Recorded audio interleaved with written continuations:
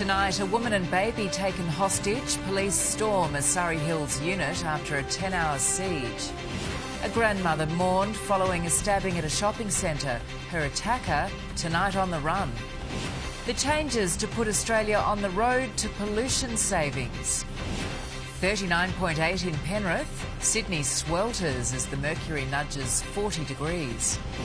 And SCG members in the firing line as Australia struggles against the West Indies in the second one-dayer. This is 9 News with Georgie, Gardner. Good evening. A 10-hour siege in Sydney's east has come to a dramatic end with police storming a unit in Surrey Hills. Armed officers arrested a man who'd allegedly taken a woman and her baby hostage. Shirtless and cuffed, a man is strapped to a stretcher and put into the back of an ambulance as a woman and her baby are ushered to safety. The end of a night-long standoff with police inside a Surrey Hills unit. Crews were called to the Belvoir Street address around 9:30 last night amid concerns for the welfare of a woman and her child. A 26-year-old man allegedly barricading himself inside the apartment, taking the woman and her baby hostage. The parties are known to one another, so we were treating it as a domestic violence situation. Police surrounded the building, the riot squad in position for a long night ahead. The standoff lasting well past sunrise as residents woke to the drama unfolding. There was just little cops everywhere. It's a crazy situation. The woman's family watching on from a distance as negotiators tried to reason with the man. Police and specialist paramedics eventually moving in. It was just after 8 a.m. when they made a breakthrough. After 10.5 hours, the standoff came to an end, police gaining entry into the unit before confirming that the woman and her newborn were unharmed. The man was charged with domestic violence offences and breaching bail. He will spend the night behind bars to appear in court tomorrow. In Surrey Hills, Erin Ramsey, 9 News. And if you or anyone you know is a victim of domestic violence, you can call 1-800-RESPECT. That's 1-800-737-732. Now to a developing story in Sydney's southwest where a man has failed to resurface after jumping into the Georges River near Campbelltown. Annalise Bolt joins us from the newsroom. Annalise, what can you tell us? Georgie, witnesses say the man and his little sister were playing at the water's edge with a remote control boat after 3 this afternoon at Kentland Basin, which is a popular swimming spot on the Georges River. It's understood the boat became stuck in the water and he jumped off a rock to retrieve it but failed to resurface. Emergency services are tonight on the scene. Police are now searching for the man. The girl was checked over by paramedics but wasn't injured. Georgie? Annalise Bolt, thank you. Indigenous leader Lowitja O'Donoghue has died in Adelaide at the age of 91. Born in the APY lands, Dr O'Donoghue dedicated her life to the rights, health and well-being of Aboriginal and Torres Strait Islander people. In 1984, she was named Australian of the Year. She was a leader, a trailblazer and a friend to so many people, and it is because of Lowitja that so many others do what they do today. Her legacy will continue through the work of the Lowitja O'Donoghue Foundation, established on her 90th birthday. A major manhunt is tonight underway after a grandmother was fatally stabbed outside a busy shopping centre. The attack, southwest of Brisbane, happened in front of a 6-year-old child. A heartbroken family facing an unthinkable tragedy. Vilene White was an adored wife, mother and grandmother. The 70-year-old was grocery shopping with a 6-year-old girl last night. When returning to her car, Vilene was randomly and brutally attacked, stabbed and left to die in front of a child while her attacker fled in her car. It's abhorrent, it's violent and it is a cowardly crime like I have not seen in my time as a detective. In incredibly difficult circumstances, the terrified young girl managed to raise the alarm. Shouting for help, Dr Adamola Afalabi was the first on scene. He tried desperately to save her life. Did some chest compressions because I could see some breathing. There was no pulse. She wasn't responsive. Within minutes, the shopping centre was swarmed by police. Just seen a detective walk away with a little girl, maybe 5, 6 years old, and he was cuddling her. Officers immediately beginning the hunt. The man they're searching for, described as African in appearance, wearing a medical mask and a hoodie. He'd fled the scene in the grandmother's Hyundai Getz. He was driven for no more than 20 minutes before being dumped at Springfield Lakes. Just before 6:30 last night, 4 males were captured on security cameras walking down Brunny Street. Extremely unsafe, a bit uncomfortable. Officers found the car this morning, but there was no sign of their suspects. Then, this afternoon, a possible breakthrough. Police have left no stone unturned today and have searched the area extensively, and late this afternoon came across this knife left on the road near where the car was dumped. While investigations ramp up, tributes grow at the scene of the horrendous crime. Well, this is a terrible crime. Nobody should die the way this woman has, and our police are taking it very, very seriously. This evening, the person responsible remains on the run as a shattered family comes to terms with losing the person they say was the light and life of their family. Jacob Chigo, 9 News. Emergency services today searched by sea and air for a rock fisherman still missing off Port Stephens. The man, aged in his 60s, was swept away in dangerous surf conditions yesterday morning. He was fishing with a group of 4 visiting from Japan. Car manufacturers could have to meet fuel efficiency standards for the first time in Australia from next year. Petrol-powered 4-wheel drives and utes would have to be offset by fuel-efficient cars, which the government says will mean fewer trips to the Bowser and more money in your pocket. Australian roads are about to change. 85% of cars sold around the world are sold under fuel efficiency standards, and it's way beyond time that Australia catches up. Known as the New Vehicle Efficiency Standard, the policy would apply to manufacturers, capping average fleet emissions, requiring manufacturers to offset heavy fuel-reliant cars with hybrids, electric vehicles or fuel-efficient petrol and diesel cars. The overall cap will reduce 12% per year. The government forecasting Australians would save around $1,000 per vehicle per year by 2028. Now, this is a win for cost of living, a win for consumers. No one wants to be paying more for fuel than they have to, and right now for too many families that's what they have to do because our cars are so much less efficient. The forced increase in supply of EVs and hybrids should bring prices down, but by the same logic, prices of fuel-chugging utes or 4-wheel drives would rise, a fear exploited previously by Scott Morrison. Bill Shorten wants to end the weekend when it comes to his policy on electric vehicles. And tonight preempted in a new government information campaign.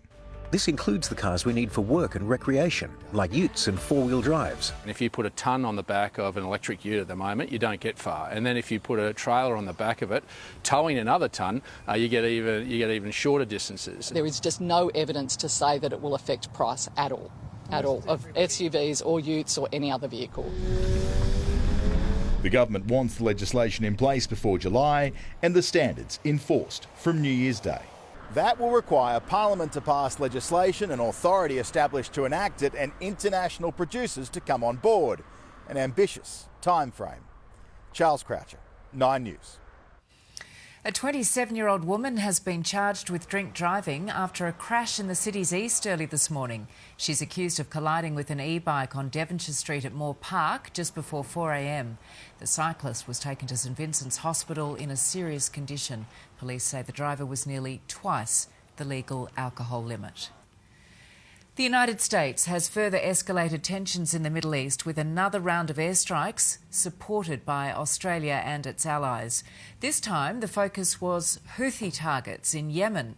Tonight, the Iraqi government is warning the region is on the brink of the abyss. They warned it would come in waves. And for a second night, US forces struck the Middle East, this time taking aim at Houthi militants in Yemen.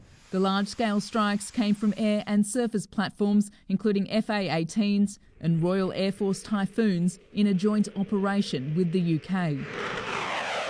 36 targets were hit across 13 locations, command and control centres, an underground weapons storage facility, and other weapons the Houthis have used to target international ships in the Red Sea.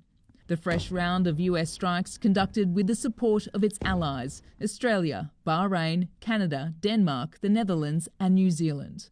We think that the United States has got it right. It's important that given the attacks that have occurred by groups that are backed by Iran, that there be a response. 39 people were confirmed dead in the first wave of attacks on 85 Iranian Revolutionary Guard targets in Iraq and Syria. Iraq declaring 3 days of public mourning, its government condemning the attacks and warning the Middle East is on the brink of the abyss. A muted response from Iran's foreign ministry calling the strikes a strategic mistake and that they make it difficult to reach a political solution in the region. The US says it doesn't want a wider war, but it has already spiralled into one, and it remains to be seen how these ongoing attacks impact any further hostage negotiations. Hamas sees these strikes as joint Israeli and US aggression, any hope of a potential ceasefire deal appearing to stall. Thousands of Israelis pushing their government to do more to seal the deal, blocking major freeways in a cry for help. But Benjamin Netanyahu will not accept Hamas's conditions to free thousands of Palestinians and remove his troops. He's now threatening to attack Rafah, Gaza's southernmost city, where more than 1 million Palestinians have fled to seek shelter. In Washington, D.C., Alison Petrowski, 9 News. More than 50 people have been killed and another 250 are missing after forest fires tore through a densely populated region of central Chile. Firefighters are tonight struggling to reach some of the worst affected areas. Close to 100 forest fires consuming central Chile.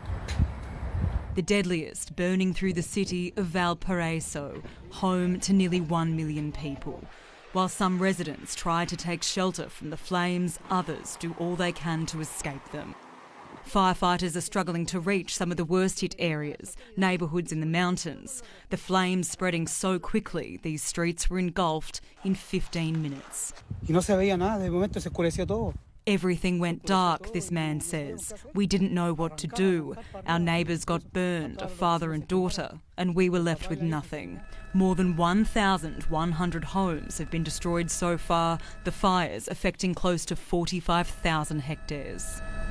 From above, Chile's president surveys the damage, declaring a state of emergency and handing down evacuation orders. There are also warnings tonight the death toll, already in the dozens, will certainly increase. Authorities now investigating if arson was involved in bringing about one of Chile's worst tragedies in more than a decade. Amber Caneen, 9 News. Pakistan's capital has been hit with heavy rainfall. Karachi's roads submerged and dozens of vehicles becoming stuck in the floodwaters. Parts of the city were plunged into darkness with its power supply disrupted by the weather. More rain is predicted for the area in the coming days. There's been a huge explosion at a restaurant in Tokyo, fire ripping through the building and threatening surrounding businesses. Close to a station, it triggered the closure of a train line and forced 800 passengers onto the tracks. Propane gas is thought to be behind the blast. 1 person was injured. New data shows the number of police pursuits on our roads has risen dramatically over the past decade. Last year, there were more than 3,700 chases, more than double the number recorded in 2014. Deaths and injury have also increased, with 6 people killed in pursuits last year alone. They are the people charged with keeping our railway network safe, and they're in short supply. Signallers at the Rail Operations Centre in Alexandria are urgently needed after a major meltdown exposed a critical workforce shortage. Inside Rail HQ, where we see lines on the board, staff see lives in their hands. Yeah, so he's doing overhead wiring inspection until 14:30 hours today. The Operations Centre is the train network's version of air traffic control. Specialised software tracks movements, and signallers like Maria Maturin are the first port of call if anything goes wrong. We address that by organising first responders. We also protect workers on track And 6 months ago, their critical work came to the fore. A major meltdown on July 6 saw services grind to a halt and nearly 500,000 commuters left stranded, all triggered when a single staffer from this room called in sick, exposing a workforce crisis. The former Liberal government put a freeze on hiring signallers, and we saw the devastating results of that in July. As part of a recruitment drive, 14 new signallers have since graduated. When I tell people I'm a signaller, they typically think I'm the person that stands on the platform with the flag, which is definitely not the case. There's a lot more involved. A lot of process has to go into it. It's not just a simple touch and go. It's, you've got to think of a lot of factors. Another 36 are currently in training, with 60 set to be recruited in 2024. Significant new investment in our people, really about building on the technology that we're putting in and growing the railway of the future. The July 6 rail chaos also triggered a full review of the network's resilience. It's due back within months. Liz Daniels, 9 News. Australian actor Jacob Elordi, who shot to fame in the film Saltburn, has been accused of assaulting a man last night in Sydney's East.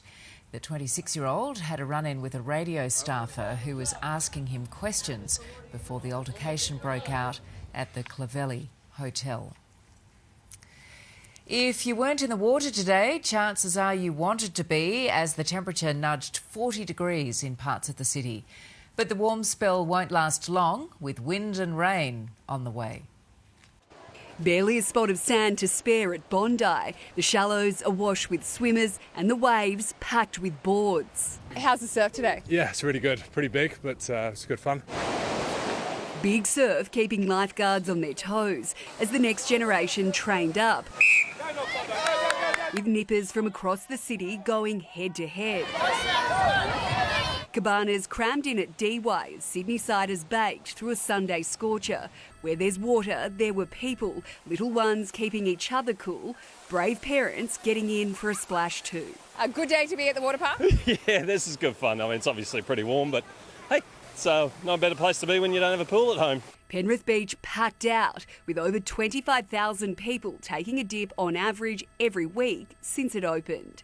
The pilgrimage to and from our waterways a little slower than usual, with trains travelling 10 kilometres an hour slower as a safety precaution, with steel tracks prone to expanding in the heat. We will wake up to another day of heat tomorrow before a cool change is set to sweep through in the afternoon. Rain on the forecast too, with ex-tropical cyclone Kirrily moving south into New South Wales in the next 48 hours. Bringing a broad band of rain across New South Wales before finally departing our shores on Tuesday afternoon. Sophie Upcroft, 9 News. Amber joins us now in the studio with more. Amber, just how hot did it get today? Good evening to you, Georgie. Temperatures soared above average, with many of our western suburbs sweating through the hottest February day in 4 years. The city rose to 31 mid-afternoon. That's 5 degrees warmer than usual, while Penrith hit a sweltering 40 degrees, a whopping 10 degrees hotter than average. Across the suburbs, Richmond warmed up to 39 degrees, 38 in Campbelltown and Horsley Park, and 37 in Bankstown and Camden. Tomorrow will be hot once again ahead of that expected cool change and wet weather. I'll be back with a full forecast a little later, Georgie. Thanks, Amber. See you soon. Well, it's just become easier to get solar panels for your home. From Bentley to Lamia, residents across the state are getting free solar, so find out if you qualify for the new offer. Also tonight, how teenagers are bypassing drinking laws and why parents are to blame. And dance, tennis, swimming or footy, how sport can turn your child into a better student.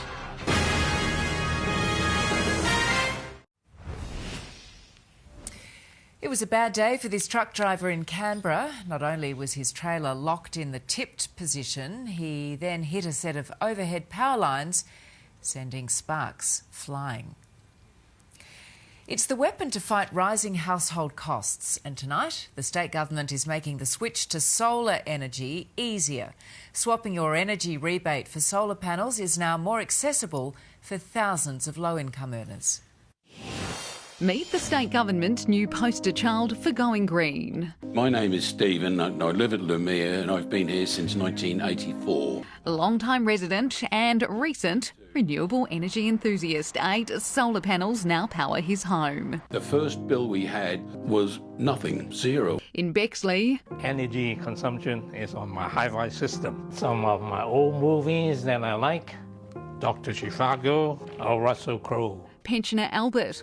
I think I'm getting something around the 30% reduction in cost. Qualifying households can swap their energy rebate for a 3 kilowatt rooftop solar power system. Our state government claims that could slash your electricity bill by up to $600 a year. Tonight, new eligibility. The Energy Minister widening the scheme to reach more low-income homes. We're really improving access to the regions. On average, our state is paying more for power than anywhere else in Australia. Today's abundance of sunshine, exactly why solar energy is considered such an effective weapon in the fight to keep household costs down. We're looking at all options at the moment. We're actually developing a new consumer energy strategy. We hope it encourages the federal government to really lean in and start funding solar and electrification to permanently reduce the cost of energy for all households. To check your eligibility, go online to energy.nsw.gov.au.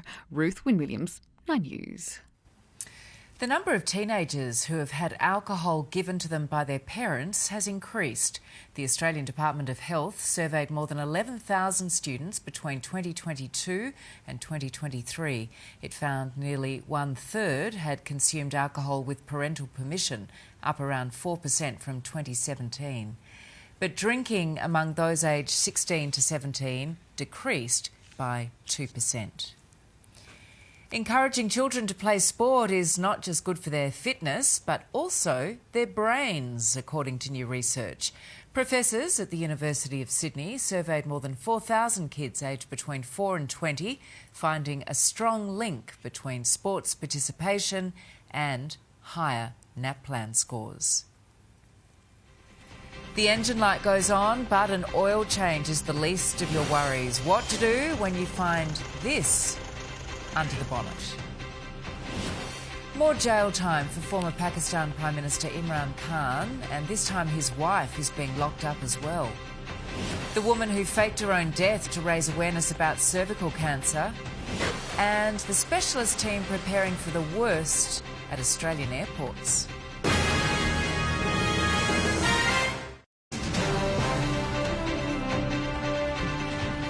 Scams are on the rise in Australia, but it appears we're getting better at spotting them with a fall in financial losses. Data from the Consumer Watchdog found $480 million was lost to scams in 2023, a 5.5% decrease from the year before. Experts say growing awareness is making people think twice before handing over their money. There was some tension at a workshop in regional South Australia where a 1.5 metre brown snake was spotted trying to work its way inside. And in the end it did, making itself right at home inside the engine bay of this ute. The legal setbacks keep coming for former Pakistan Prime Minister Imran Khan. He's been handed another lengthy prison term. The cricket legend and his wife have been sentenced to 7 years each. It's his third jail term in less than a week. Pakistan's Adiala prison, currently housing former Prime Minister Imran Khan, and the jail terms keep coming. The 71-year-old and his wife sentenced to 7 years jail for breaking the country's marriage laws. These all are political motivated cases just to sabotage the elections of 8 February. It was argued Khan's wife, Bushra Bibi, didn't wait 3 months to remarry before they wed in 2018, something they denied. For the former cricket star, it's the third prison sentence he's received in a week. Already incarcerated, he was handed 14 years for corruption offences on Wednesday.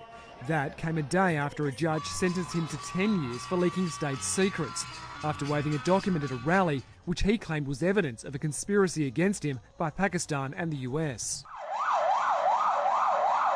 Hours after that ruling, a roadside bomb exploded at a rally being held by his political party, killing 4. His prison terms will be served concurrently, but he could face more. There are more than 150 cases against him, which he's labelled politically motivated and a sham. Pakistan's general elections will be held this Thursday. The way they're trying to get out of the election is in full view of the public. We will appeal and hope we get justice, Khan's party chairman says. Fears now of further violence across the country. More than ample resources available to ensure peaceful, free and fair elections. In London, Edward Godfrey, 9 News. An Indian actress has faked her own death to raise awareness about cervical cancer. The news was posted on Poonam Pandey's Instagram account, followed a day later by this video. I'm alive. I didn't die because of cervical cancer. Unfortunately, I cannot say that about those hundreds and thousands of women. The 32-year-old says she stands by the campaign despite widespread criticism slamming it as an insensitive stunt. At every major airport across the country, a dedicated team of aviation rescue firefighters are ready to act should the unthinkable happen. This year marks the 100th recruitment drive, a gruelling course where only the best make the cut. At Melbourne's Tullamarine Airport, the engine of an A380 erupts, fuel leaks onto the tarmac. Trucks carrying 10,000 litres of water and foam douse the flames. Before a ground assault, breathing devices, gloves, helmets, everything's on the clock. Rapid fire attack, search and rescue. Head up the stairs, I'll be in after you. This dramatic simulation of a crash landing is teaching aviation firefighter recruits how to respond in worst-case scenarios. Today, former police officer Sarah Drain is in charge. They'll light it up, there'll be fires inside and outside, so you'll be doing hose work to work on the fires outside of the aircraft, any fuel fires that you've got.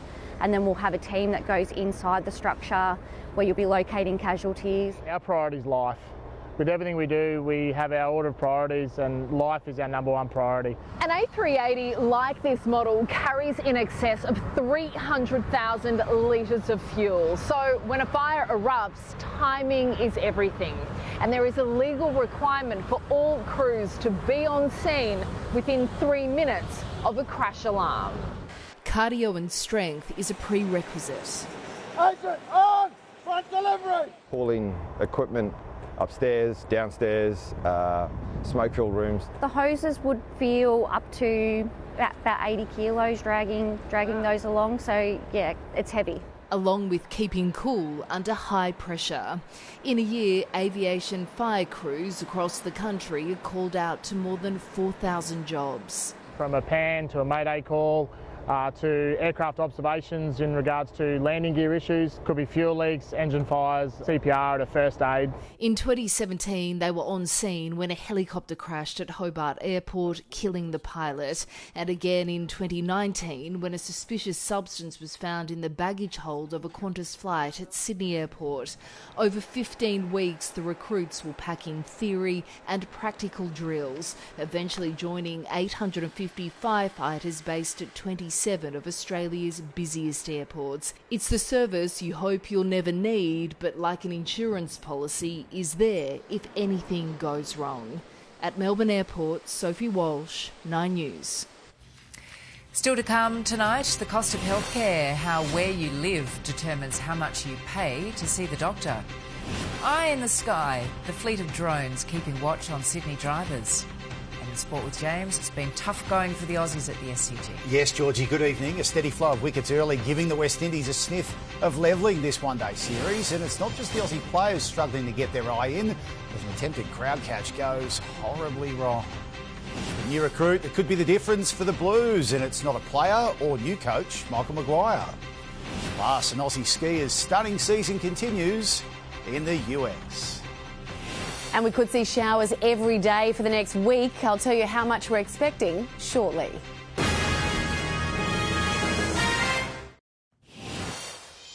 Australia's top order has struggled against the West Indies, forcing the bowlers to chip in with the bat.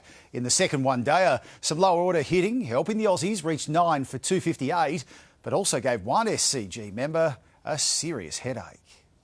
Double debutants for Australia, Will Sutherland putting his feet up to start, Jake Fraser-McGurk into the action immediately. Oh, that is right in his wheelhouse. This is why we are so excited about Fraser-McGurk. The 21-year-old belting 10 runs from his first 4 balls in international cricket before falling on his 5th. Edged and gone. That dismissal setting the tone for a frustrating Aussie innings. There were moments of brilliance. Oh, get hold of that one. But mostly missed chances. Smith, chops on. Steve Smith out for 5. Cameron Green looked good until he missed time to pull shot on 33. Mid on, easy catch. Marnus Labuschagne and Aaron Hardy both made positive starts and both fell on 26. Catch it! Oh, there it is. He has indeed. Good catch. Matt Short went long in the desperate search for a competitive total, but when he hit a return catch on 41, Australia's bowlers had to come to the rescue. Heaved away to the next side. Sean Abbott proving dangerous for the Windies and the SCG members. That's big. It's very big. Oh, that is nasty. Ooh, there's a bit of claret there. The catching much better in the middle. Brilliant. Absolutely outstanding. That is one of the catches of the summer. Sutherland out to a specky on 18. Abbott wasn't put off by his earlier blow, clearing the rope twice more on his way to a top score of 69. The Sydney local ensuring the tourists have a tricky run chase. Luke Duffy, 9 News. Australia's women have struck first in their one-day series against South Africa, winning the first match by 8 wickets. Beth Mooney top scoring with 52 as the Aussies chase down their modest target of 105 with 31 overs to spare. It's 18 months out from a big World Cup in India. We want the team to be humming along nicely, and I think that's pretty much where we're at the moment. Game 2 is on Wednesday at North Sydney Oval. Michael Maguire is months away from picking his first State of Origin team, but the coach has already made a key selection. Storm official Frank Panisi could prove to be the Blues' secret weapon as New South Wales plot a plan to bring down the Maroons. He's the passionate football manager who's overseen the Storm's success from the sidelines since 2007. Craig Bellamy's right-hand man in clubland, Frank Panisi, will be a key member of Michael Maguire's new-look New South Wales coaching staff. I'm sure he'll go back to Madge and pretty much be a little spy and a little rat. Panisi's inside knowledge of Queensland stars Cameron Munster and Harry Grant could prove pivotal in the Origin arena. What Frankie's brought to our footy club and how professional he is about his footy and the way he goes about his business, it's a credit to him, and hopefully it doesn't go too well for New South Wales, but I can only imagine what he'd be like in that environment. A Maroon certainty since 2017, Munster isn't so sure he'll wear the number 6 this year. If I get picked, to be honest, Azure Man's breathing down my neck, so I need to try and somehow find some form before June. Not happy with how he played last year. I think I've got to step up a lot more, just performance-wise. A reflective Munster revealing why Melbourne failed to progress past the prelims. If we played a bad game, we kind of just walked around, tiptoed around and go, no, we'll be right, we'll sort it out, But started this year, we put a line in the sand and I feel like I'm probably the fittest and I've been for a couple of years. So, and I'm very hungry, so I can't wait to see what we can do. Zach Bailey, 9 News. Sydney FC has missed the chance to jump back into the A-League's top 6, held to a 2-2 draw by last-place Western United in Hobart. Overall, I think both teams probably could have snatched the points at the end, had some chances, and they had some chances as well, but overall, look, 2-2 away from home is not a bad result at the end of the day. Next up for the Sky Blues, a trip to the Central Coast on Saturday. The Mariners 4-0 thumping of Adelaide, taking their unbeaten run to 13 matches. Edge Postecoglou's Tottenham has dropped out of the Premier League's top 4 in excruciating fashion, conceding a 94th minute goal to draw 2-2 with relegation battlers Everton. Aston Villa jumped ahead of Spurs thanks to a 5-0 thumping of Sheffield United, while Luton Town is out of the relegation zone for now after an entertaining 4-4 draw with Newcastle. Jason Day's 9 under par round has put the Australian in contention ahead of the final round of the Pebble Beach Pro-Am. Day is tied for 6th, 4 shots behind leader Wyndham Clark, who set a course record with a 12 under par round of 60. The American holds a one-stroke lead heading into what is said to be a windy and rainy last day of play. Ali Day is a five-time Ironman Series champion, the veteran clinching this year's title in the final round on the Gold Coast today. The 33-year-old securing his fifth trophy 10 years after winning his first. And despite finishing second today, Lana Rogers edged out Olivia Corrin to take home her third women's crown. And finally, Jakara Anthony has become Australia's most successful mogul skier, winning her 19th World Cup gold medal to move past Dale Begg-Smith. Anthony's triumph is in the dual moguls at Deer Valley in Utah was her 11th this season, equalling the record set 12 years ago. There are two events left for the 25-year-old to claim the honour on her own. Georgie, I can hear my knees groaning just watching her go down. Can't you just? They're incredible. Thank you, James. Well, from Gladesville to the Rozelle interchange and beyond, the drones being unleashed to solve Sydney's traffic woes. The Olympic-sized effort to secure the Paris Games. And her Australian tour is still weeks away, but Taylor Swift fans are already caught up in the buzz.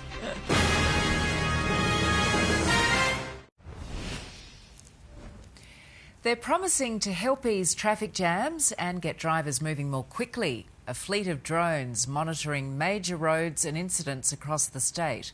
And they'll be put to the test this week, with gridlock expected to return to the inner west and the Rozelle interchange. They're being touted as congestion busters, flying eyes to give transport managers a better view of traffic snarls and ways to untangle them more quickly. Vision is quite remarkable. It really gives a capacity that transport's never had to make the network work more smoothly. In all, 70 drones can be deployed across the state to view peak hour choke points and road crashes and close gaps in areas where the current 1,700 fixed CCTV cameras can't get a good view. Video feeding back live to the Transport Management Centre where changes can be made in real time. With a newly appointed chief drone pilot and dedicated drone pilots on standby, they've already clocked up 100 hours in the air on 160 missions. They can also be deployed remotely from response vehicles. Perfect example, we had an incident up on the Great Western Highway in the Blue Mountains last year. School bus was caught in traffic. We were able to identify that school bus, pull it out of the queue of traffic and get those school kids moving. Those drones will need to be on their game from tomorrow morning here on Victoria Road because this is crunch week. Most people are now back at work and the school drop-off runs will be in full swing. The warning for drivers, be prepared.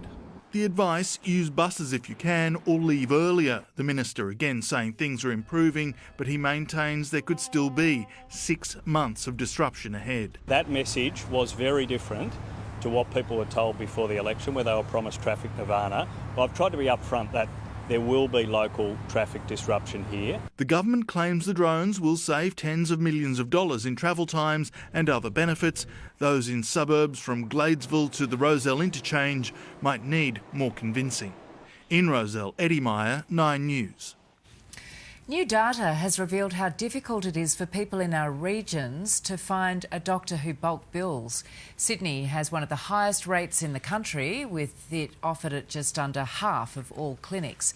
But there's an enormous reduction in regional areas where it's available at just 13% of medical centres. Patients in the city also pay less for a regular doctor's appointment at, on average, $42. French police are preparing for their biggest ever task, keeping millions of visitors and residents safe during the Olympic Games. Dealing with protests, riots and the threat of terror attacks are top of the agenda. But adding to the challenge is their own battle with government. On the beat in the French capital, even in the quieter months, police officers are hard to miss. But come July, there'll be a presence never before seen. We actually know that we will need 45,000 police officers to secure the event. That's a lot more than normal. It's more than 6 times the regular 7,000 officers. Training exercises are already underway across the city. The number will far exceed the beefed-up force for mass demonstrations and riots. Scenes like these aren't uncommon in the capital.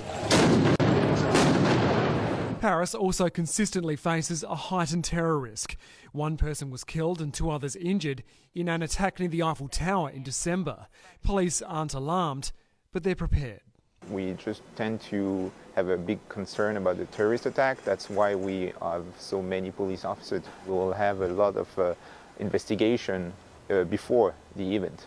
Some metro stations deemed vulnerable to attacks will be closed. The bomb squad will be on alert for discarded bags. An extra 400 security cameras will be installed and police will be using drones. To catch some behaviours, to analyse quickly or follow someone. I cannot release every information on why we use them, but this is some indications. Yeah. Protecting large crowds is nothing new for French police. This is one of the most populous cities in the world. But the Olympics presents a challenge unlike any other. Up to 16 million people are expected to visit Paris during the Olympic and Paralympic Games. As many as 600,000 people are expected to line the Seine for the opening ceremony. There are plans to have a police officer positioned every 2 metres along the 6-kilometre route. This is also one of our concerns, where we are going to find that many police officers. One of the many questions they urgently want answered. Police have been staging their own protests in recent weeks as they clash with the government over pay and conditions during the Games. It's been now 7 years that we know the Olympic Games has been awarded to Paris, and less than 6 months ahead of the deadline, we still lack answers. Walking off the job in the lead-up and slowing security checks for airport arrivals are among possible tactics to use to pressure the government. But they insist they won't cause disruptions once the Games begin. We know that tourists count on us and we will not strike during the event. In Paris, Edward Godfrey, 9 News. Hundreds of Taylor Swift fans in Melbourne have taken their devotion to a new level, getting tattoos ahead of her record-breaking concert. One studio offering a 3-day event, offering Swifties 20 different designs. We managed to sell 300 tickets within about 15 minutes. Swift's sellout Eras tour comes to Sydney on February 23rd. Coming up, Amber with the weather. Thanks, Georgie. We are in for a hot and uncomfortable night. Temperatures hovering in the high 20s for most of the evening. Right now it's 27 degrees outside in the city and still a sweltering 36 degrees in our west. I'll have your full forecast next.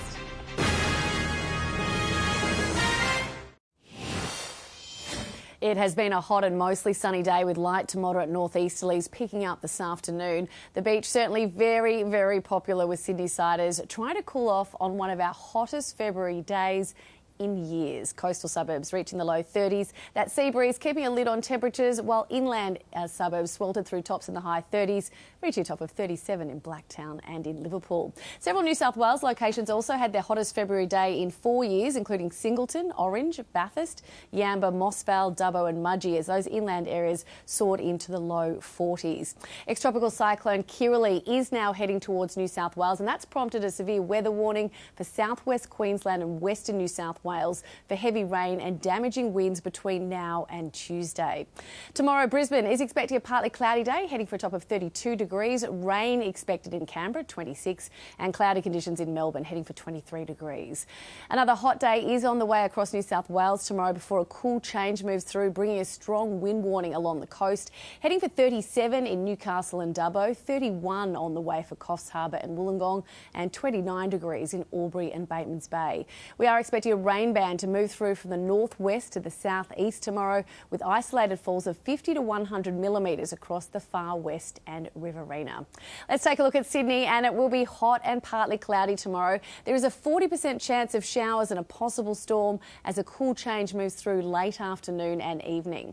If that rain arrives, it will only be 1 or 2 millimetres in the city, but up to 6 millimetres in our west. We're heading for 30 degrees in Cronulla, 33 the top for the city and Terry Hills, 36 on the way for Parramatta and Kellyville, a warmer 37 in Liverpool and Penrith. Let's take a look ahead, and Tuesday will be wet and windy with up to 10 millimetres of rain and a top of 28 degrees. And then we could see a shower or two every day until the end of the week. It will be cooler too, only heading for 25 degrees on Wednesday and Thursday, 27 by Friday.